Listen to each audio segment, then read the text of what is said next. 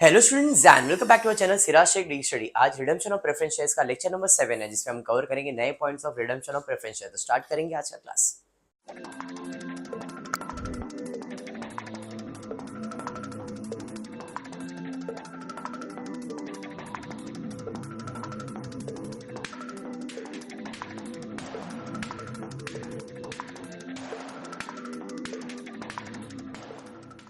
Start करें, चलिए ठीक है। देखो, in the previous class basic sum लिया था मैंने, बट आज कैसा हुआ कि यूट्यूब के स्टूडेंटों का भी सेम कमेंट है और आप लोग भी थोड़ा थोड़ा सा डाउट है बोनस शेयर्स के ऊपर, बराबर है। तो इस सम के अंदर बैलेंस शीट भी बोला है, show the balance sheet, but balance sheet के ऊपर मैं आज फोकस नहीं कर रहा हूं। मैं फोकस करने वाला बोनस के शेयर्स के एंट्रीज के ऊपर, क्योंकि बाकी सब चीज तो आपने देख लिया क्या कि भाई सबसे पहला शेयर फुल्ली पेड अप होना चाहिए, सेल ऑफ असेट होना चाहिए, transfer of claim, premium return of CRR payment, इतना था। उसके अलावा था बोनस का एंट्री। तो आज जो दो सम करेंगे, दोनों सम के अंदर हम लोग बोनस पे ही फोकस करने वाले। ये आपके टेक्स्ट बुक, जो नया टेक्स्ट बुक है जो मैं रेफर कर रहा हूं, इसमें है page number 138, sum number 21। Sum का नाम है भरत कंपनी लिमिटेड। देखते क्वेश्चन क्या दिया है। क्वेश्चन दिया है the balance sheet of Bharat limited as on 31st of March 2017 is given to. Balance sheet बना के दिया है, जिसमें आप देख सकते हैं ऑथराइज कैपिटल दिया है, उसके अंदर दिया है 1,00,000 रिडीमेबल प्रेफरेंस शेयर। अब ये जो ऑथराइज कैपिटल कभी भी आपके टोटल में नहीं आता है। मतलब ये दोनों ऑथराइज कैपिटल है, ये आपके टोटल में रहेगा नहीं। आप देख लो, टोटल जो 26 लाख रुपया बना है ना, वो यहां से टोटल करके बना है, उसके अंदर नहीं है। 25 और 10 35 लाख तो इधर दिख गया, टोटल तो 26 है। तो ऑथराइज कैपिटल कभी भी आपका टोटल नहीं होता है। बात समझ में आया? तो ये जो इशूड है, इशूड एंड पेड अप, ये आपके कैपिटल है। अब इसमें कौन से कैपिटल है तो चेक करता हूं। तो यहाँ पे दिया इशूड एंड पेड अप में 50,000 9% redeemable preference shares of 10H fully paid up. Redemption of preference shares के लिए ये मेरे लिए इंपॉर्टेंट है, प्रेफरेंस शेयर्स 1। उसके अलावा क्या दिया है, 1,00,000 इक्विटी शेयर्स दिया हुआ है, 10 लाख का क्रेडिटर्स दिया हुआ है, प्रॉफिट एंड लॉस दिया है, कैश एंड बैंक बैलेंस दिया है, फिक्स एसेट। आर्यन, इंपॉर्टेंट है प्रेफरेंस शेयर कैपिटल, क्योंकि इसी को तो रिडीम करने का है। तो इसके बाद एडजस्टमेंट क्या दिया है, the redeemable preference shares way redeem. जो रिडीमेबल प्रेफरेंस शेयर्स था उसको आपने रिडीम किया है। कौन से तारीख को? 15 अप्रैल को। कितने में? 5% प्रीमियम में। आगे बोला है profits available being not sufficient, मतलब जो पैसा था अपने पास वो पैसा बराबर है या तो कम पड़ा है। अब जो मेरे पास कम पड़ा है, मतलब अपने को देखना पड़ेगा कि कितने का फ्रेश इश्यू करने का है। तो बोला है the profit available being not sufficient to redeem the whole issue, company issued 25,000 equity shares of 10H at par. पैसा कम पड़ा इसलिए कंपनी ने फ्रेश इशू किया है। कितना फ्रेश इशू किया है? 25,000 इक्विटी शेयर इशू किया है 10 रुपए का। कौन से तारीख को? 1 अप्रैल को। और उसके बाद 15 अप्रैल को रिडम्पशन किया है। बात समझ में आया क्या? आगे दिया है which were duly taken up and paid for. आगे company decided to utilise CRR capital redemption reserve for issuing equity shares as a bonus share. बाद में बोला है कंपनी ने बोनस शेयर इशू किया है। कितना? जितना अपने कैपिटल रिडम्पशन रिजर्व में पैसा रखा है उतने का। क्लियर है? आगे बोला है पास necessary journal entry and show the balance sheet after redemption. But आज बैलेंस शीट के ऊपर फोकस जरा भी नहीं है, journal entry and bonus shares के ऊपर फोकस है। ठीक है, चलिए फिर अब इतना क्वेश्चन तो समझ में आ गया है। कितने प्रेफरेंस शेयर्स रिडीम करने के सुहानी, मेरे को बताओ जरा। अपने को 5 लाख यानी कि 50,000 शेयर्स, एक का वैल्यू 10 है, बराबर जानवी। कितने में रिडीम करने का है? 5% प्रीमियम में। तो मैं बोलूंगा कैपिटल वैल्यू कितना आएगा? 5 लाख। क्या बात है, प्रीमियम 5%, इसका आ जाएगा 25,000। हमने फ्रेश इशू किया है। कितना फ्रेश इशू किया है? 25,000 शेयर्स का फ्रेश इशू किया है क्वेश्चन में। और एक शेयर का वैल्यू कितना है? 10। मतलब फ्रेश इशू कितने का होएगा? 2.5 लाख का। कोई प्रीमियम है क्या इसमें? नहीं। 5 लाख की जरूरत है, 2.5 लाख फ्रेश इशू से हो गया है, तो और कितना चाहिए? 2.5 लाख। ये कहां से यूज करेंगे? रिजर्व से। कौन सा रिजर्व अपने पास है जरा चेक करते। तो एक ही रिजर्व है, प्रॉफिट एंड लॉस। तो ये यहाँ पे कौन सा रिजर्व यूज होगा? Profit and loss account. उसके अलावा अपने को फ्री रिजर्व में प्रीमियम के लिए भी चाहिए। अब प्रॉफिट एंड लॉस में था कितना पैसा? देखो 3.5 लाख, 2.5 लाख यूज हो गया, अभी भी 1 लाख है। तो 1 लाख इधर कितना चाहिए अपने को? 25।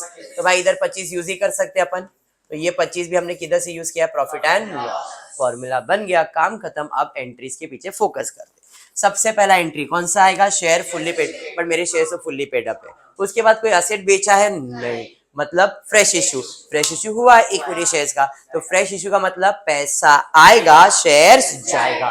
क्या बात है। तो इसकी एंट्री आएगी 1 अप्रैल को 2017 को, पैसा यानी कि कैश और बैंक अकाउंट डेबिट होगा, पैसा आएगा और क्या जाएगा, share to equity share capital account. कोई प्रीमियम है नहीं तो टेंशन नहीं है, सीधा 2.5 लाख रुपया ही आएगा। अंडरस्टूड? इसमें कुछ भी डाउट? ये हो गया तुम्हारा फ्रेश इशू। अब नरेशन की बात करेंगे, तो इसका नरेशन क्या आएगा, तो नरेशन हर शेयर्स के नीचे, मतलब हर जर्नल एंट्रीज के नीचे आपको नरेशन लिखना पड़ता है। नरेशन का मतलब क्या होता है, इस एंट्री के बारे में बताना। तो ये एंट्री क्या हुआ है, इक्विटी शेयर इशू हुआ है, being equity share issued at par, par में इशू किया है, या तो being equity share issue, par नहीं समझ में आता है तो कोई फ्रेश इशू नहीं लिखने का, being equity share issue. Fresh issue तो समझाने के लिए मैंने फॉर्मेट के हिसाब से रखा है, बात समझा। इसका नरेशन क्या आएगा, इसके बाद फ्रेश इशू के बाद क्या आने वाला है, ट्रांसफर ऑफ क्लेम। क्लेम में कितने क्लेम है, प्रेफरेंस शेयर्स और प्रीमियम है, तो दोनों होता है। क्रेडिट ट्रांसफर करने के लिए डेबिट करेंगे, यहाँ पे डेबिट में आएगा कितना परसेंट रिडीमेबल, 9% था, 9% redeemable, very good, 9% redeemable preference share capital account debit. Premium भी है यहाँ पे, तो यहाँ पे premium on redemption of preference share account debit to, सारा पैसा किसको देने का है, प्रेफरेंस शेयर होल्डर अकाउंट। अरे बात समझ में आया, कितना देने का है, तो कैपिटल का देना है 2.5 लाख, प्रीमियम का देना है 25,000, टोटल हो गया 2,75,000। एग्री? सो इसका रीजन क्या आएगा बताओ जरा Swani, narration, being claim transfer to preference share holder account, हमने उनका क्लेम उनके अकाउंट में ट्रांसफर किया। क्या, अच्छा 5 लाख है, कोई नहीं, भड़कने का नहीं, इंसान है भाई, इंसान से गलती होता है। यहाँ पे लिख देते हैं 5 लाख। क्या बात है, हाँ जी समझ में आ गया, वेरी गुड। जानवी जागी आज, क्या बात है Janvi, thank you so much. ऐसा तो एक्टिव रहती तो मेरे को भी अच्छा लगता है जानवी। ठीक है क्या, पक्का, वेरी गुड। आगे बढ़ेंगे, इसके बाद इसका नरेशन की बात चल रहा था, इसका नरेशन क्या है जी, तो इसका नरेशन है राघव, बीइंग, क्या किया आपने, being claim transfer to preference share holder account. Narration simple है, दिल पे लेके नहीं भाई, दिमाग से।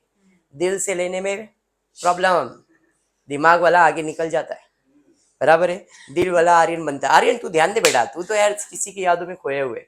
यहाँ तक क्लियर है, पक्का है स्वानी, क्लियर? आगे बढ़ेंगे, कुलदीप चाले नहीं करेंगे। उसके बाद देखते हैं क्या है, क्लेम ट्रांसफर के बाद प्रीमियम रिटर्न ऑफ होगा। प्रीमियम है डेबिट, रिटर्न ऑफ करने के लिए करेंगे क्रेडिट। अब ये प्रीमियम किससे रिटर्न ऑफ हुआ है, प्रीमियम रिटर्न ऑफ हुआ है प्रॉफिट एंड लॉस से, तो भाई यहाँ पे डेबिट में क्या आ जाएगा, profit and loss account debit to premium on redemption account.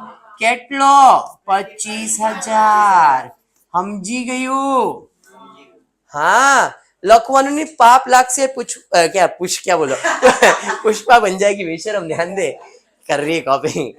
Aryan तेरे को समझा क्या, आपको समझा है, दीपिका जी, रंजना जी, पक्का, स्वानी सोनी, ठीक है, आपको कुलदीप, तो एक्सपर्ट, तू नहीं बुक लिखा था ना, ये तो भूल गया था ना। आगे बढ़ते, तो मैंने लिखा है ये सब, क्या बढ़ा रहे। आगे बढ़ेंगे, प्रीमियम रिटर्न ऑफ के बाद क्या है, सीआरआर। सीआरआर किससे बना है, प्रॉफिट एंड लॉस है। सीआरआर हमेशा क्या होता है, क्रेडिट होता है, तो टू सीआरआर अकाउंट, डेबिट में क्या आ जाएगा, profit and loss account debit. कितना है जी, 25 है, 2,50,000, 2,50,000, 2,50,000, क्लियर? उसके बाद क्या है, पेमेंट। अब कोई ऐसा क्वेश्चन में बोला कोई शेयर होल्डर ट्रेस नहीं कर पाया, ऐसा कुछ है क्या, नहीं, मतलब पूरा का पूरा पेमेंट होने वाला है, तो पैसा जाएगा टू कैश और बैंक अकाउंट। किसको पैसा दिया, preference share holder account debit. कितना देना था, 5,25,000, 5,25,000। अरे बात समझ में आया? अब क्वेश्चन में दिया है कि हमने जितना भी सीआरआर जमा किया था, कितना, 2.5 लाख, 2.5 लाख का हमने क्या किया है, इक्विटी शेयर बोनस में इशू किया है। सर आपको कैसे मालूम पड़ जाता है, हम लोग को तो समझता भी नहीं है। Company decided to utilise, company ने डिसाइड किया क्या है, यूटिलाइज करना है, मतलब यूज करना है, CRR for issuing equity share as bonus share. मतलब जितना भी पैसा तुमने जमा किया है वो सारा पैसा बोनस में इशू कर दो। समझ में आया? मतलब आपने सीआरआर कितना बनाया, आपने सीआरआर 2.5 लाख रुपए का बनाया, तो 2.5 लाख रुपए का बोनस शेयर इशू कर, अपने एक शेयर का वैल्यू 10 रुपया है, बराबर है। इसका मतलब मैं कितना बोनस शेयर इशू कर रहा हूं, 2.5 लाख है, डिवाइड बाय 10, तो मेरे को कितने शेयर इशू करने का बोनस में, 25,000। तो इधर एक के बदले में 4 के बदले में, ये सब कंसेप्ट दिया रहे, बट इंपॉर्टेंट है एंट्री कैसे सॉल्व करते। जब भी बोनस की एंट्री आएगी तो 2 एंट्री सॉल्व करने का, receipt transfer, receipt transfer, receipt transfer. तो भाई यहां पे मैं लिखता हूं, एक रिसिप्ट की एंट्री लिखता हूं और एक ट्रांसफर की एंट्री लिखता हूं, ठीक है। रिसिप्ट का मतलब पैसा आएगा, बट बोनस में कभी पैसा नहीं आता है, क्या आता है, सीआरआर। तो रिसिप्ट मतलब पैसा, पैसा नहीं, यहां पे लिखूंगा CRR अकाउंट डेबिट। रिसिप्ट हो गया। देखो हर एंट्री में एक डेबिट और एक क्रेडिट होता ही है, डेबिट होता है और क्रेडिट होता है, बराबर है। तो इधर डेबिट, रिसिप्ट मतलब पैसा आएगा, कैश अकाउंट डेबिट, समझाइए। ट्रांसफर में हमेशा क्या ट्रांसफर करने का, इक्विटी शेयर कैपिटल। ट्रांसफर में क्या ट्रांसफर करने का, इक्विटी शेयर कैपिटल। तो यहां पे लिखेंगे to equity share capital account. बात समझ में आया क्या? चल ध्यान दो। तो रिसिप्ट का मतलब क्या है, पैसा आएगा, पैसा नहीं, यहाँ पे सीआरआर आएगा। ट्रांसफर में हमेशा क्या आएगा, टू इक्विटी शेयर कैपिटल। इतना समझ लो एंट्री, 2 एंट्री कंपलसरी है। अब इस एंट्री का नाम है बोनस, और ये बोनस किसको देते, इक्विटी शेयर होल्डर। तो bonus to equity share holder, इस एंट्री का नाम है bonus to equity share holder, bonus to equity share holder, bonus to equity share holder. Entry समझ में आया? मतलब जिधर जगह खाली दिखेगा उधर bonus to equity share holder ही लिखने का। एंट्री कैसे लिखना है, समझ में आया? एंट्री में राघव क्या है, receipt transfer, receipt transfer, receipt transfer, receipt पैसा नहीं रे, सीआरआर बोनस है इसलिए, बराबर। Transfer capital transfer, capital transfer, capital transfer, मतलब हमेशा ट्रांसफर में कैपिटल ट्रांसफर होएगा। अब जिधर जगह खाली है, एंट्री का नामकरण क्या है, bonus to equity share holder, bonus to equity share holder, bonus to equity share holder. तो यहां पे आने वाला है to, bonus to equity share holder account. इधर क्रेडिट हो गया तो डेबिट में, bonus to equity share holder account. Very good, debit. समझ में आया रंजना? हो गया, एंट्री खत्म।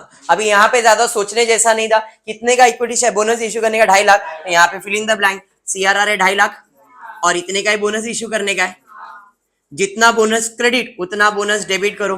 क्या पूरा कैपिटल का है? हाँ जी, कोई प्रीमियम प्रीमियम तो है ही नहीं। खत्म हो गया एंट्री। बात समझा क्या? पक्का समझा? Done with this sum. Clear है? कंप्लीट कर लो।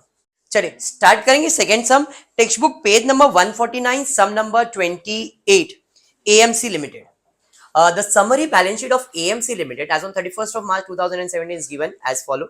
Liabilities दिया, once again authorized capital दिया है, ठीक है। इसमें इक्विटी शेयर भी, प्रेफरेंस शेयर, क्या ये आपके टोटल में आएगा? नहीं। उसके अलावा इनके पास 5,000 इक्विटी शेयर है 5 लाख का, 9% रिडीमेबल प्रेफरेंस शेयर 10 वाला है 2 लाख रुपए का, profit and loss current same question जैसा ही दिख रहा है। चलिए ठीक है। 1 अप्रैल 2017 को कंपनी ने क्या डिसाइड किया, रिडीम करना है preference share at a premium of 2 पर शेयर। मतलब यहाँ पे प्रीमियम भी है रिडम्पशन पे। तो 2 लाख रुपए के शेयर, 2 लाख रुपए के नहीं, कितने शेयर है अपने पास, यहाँ पे अपने पास एक शेयर का वैल्यू 10 है, मतलब मेरे पास कितने शेयर है, 20,000 शेयर।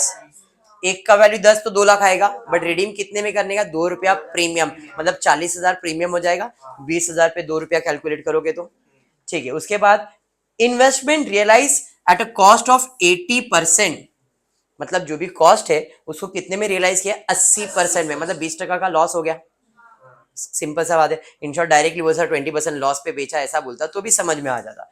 कोई नहीं। Issue at a premium, issue at premium 40 rupees per share. देखो इक्विटी शेयर का वैल्यू कितना है, 100 रुपया है, बट यहाँ पे उसने बोला है issued at a premium of rupees 40 per share such number of equity share for the purpose of aforesaid redemption as to ensure that after completion with the requirement of the Company Act 2003 with regards to the redemption of preference shares issue bonus shares at a rate। मतलब देखो यहाँ पे clear बोला है आपको है ना जितने भी रिजर्व है पूरा यूज करना है।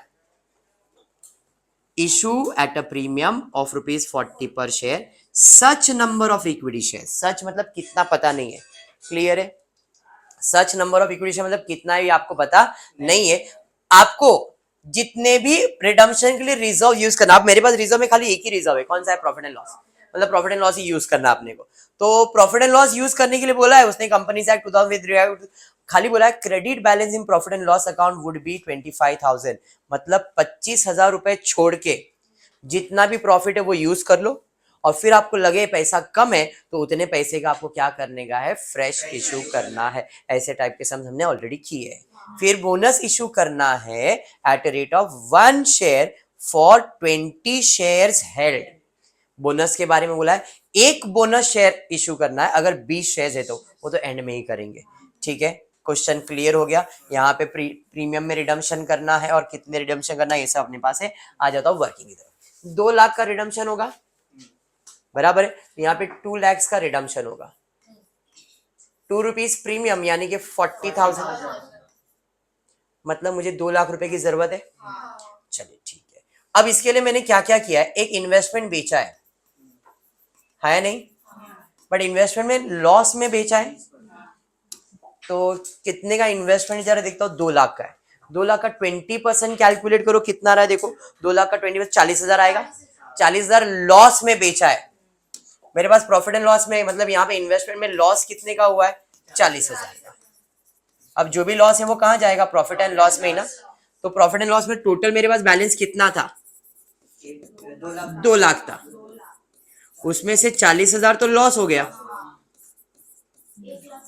1,60,000, 25 तो बैलेंस रखना है अपने को। तो मेरे पास कितना है, 1,45 ना, 1,45 कैसे आएगा, माइनस करें बेटा, माइनस माइनस माइनस 1,35 बराबर है। तो मेरे पास अभी कितना पैसा है, 1,35,000 है। ये समझ में आ गया, क्लियर। उसके अलावा कोई रिजर्व्स वगैरह अपने पास है क्या, चेक कर लो। नहीं सर मेरे पास तो और कोई रिजर्व्स तो है ही नहीं, है क्या, नहीं। तो अब मुझे देखना है कि मुझे कितने पैसे की जरूरत है और कितने का फ्रेश इशू में कर सकता हूं। मुझे कितना पैसा चाहिए, एक्चुअल में 2,40,000 चाहिए, 2,40,000 चाहिए। मेरे पास है कितना, 1,35, तो 2,40,000 का जरूरत है, 1,35 मेरे पास है, तो कितना, 1,05,000 का फ्रेश इशू करूंगा मैं, और इसमें प्रीमियम में इशू करूंगा मैं। अरे बात समझ में आ गया, समझा।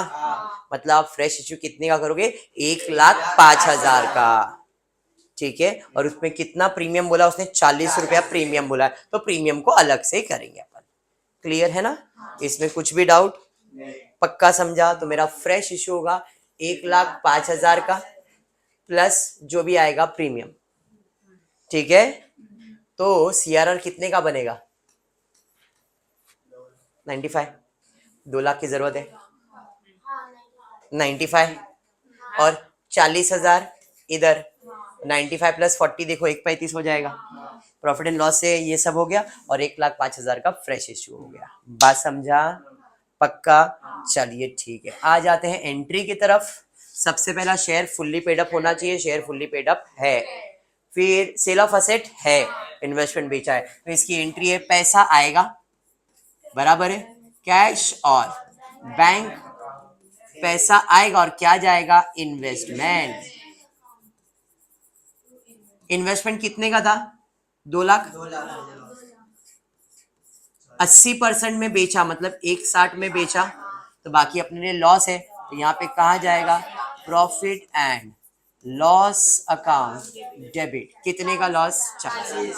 इसका नरेशन क्या आएगा, being investment sold at a loss।